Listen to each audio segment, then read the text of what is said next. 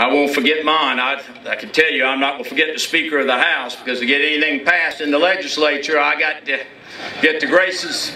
Normally I don't say, as President Pro Tem, I don't extol the virtues of the House when I speak on the floor of the South Carolina Senate. But today I extol the virtues and wisdom of that body in choosing what I think is one of the greatest speakers that the House has had. He works for this community. I'm proud of him. He represents me and the folks west of the Ashley, and it is the great Speaker of the House, the Honorable Bobby Harrell.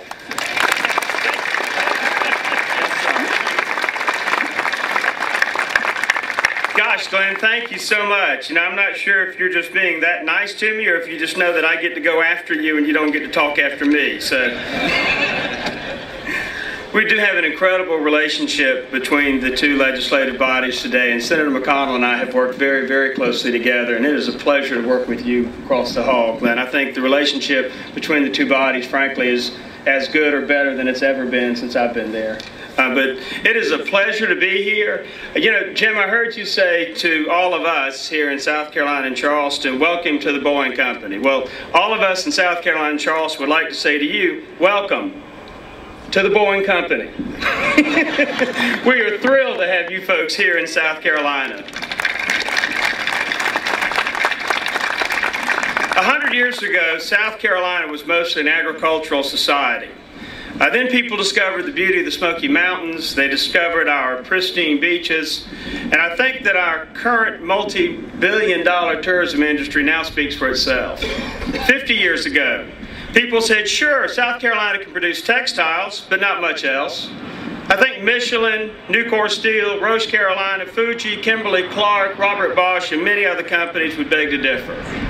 30 years ago, people in other states said that their universities had the market cornered on innovative research and technology. And today, Clemson University, the University of South Carolina, the Medical University, from automotive research to biomedical research, are doing some of the most important research in the world.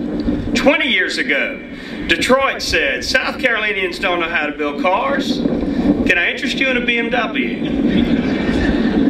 And just a few years ago, some said South Carolina couldn't manufacture and produce the most technologically advanced aircraft the world has ever seen. Well, ladies and gentlemen, I think we are breaking ground today disproving that.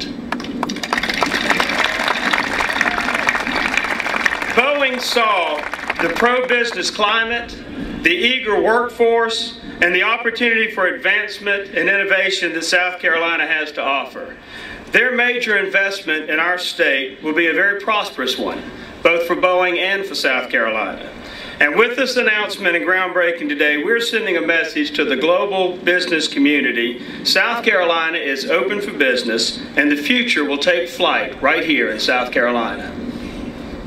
I want to thank particularly to some of our House members who are here today who were instrumental in getting this done as well. You've heard a couple of people talk about how swiftly this moved to the General Assembly.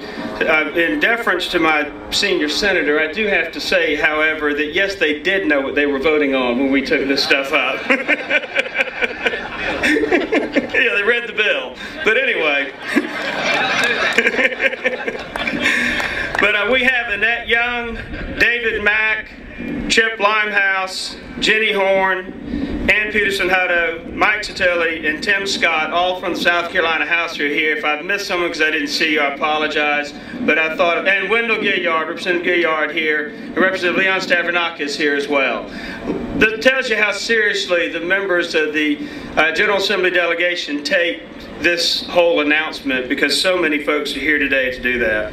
A lot of us have been thanked today, but I want to take a moment, as a few other folks have, to thank the men and women of South Carolina who will be working in this plant, because without you, there would be no Boeing here today. Thank you for your work ethic. Thank you for your values, and everything that we know about you and everything that you're going to do that we know will bring about success for this plant. You are the future of South Carolina. Thank you very much.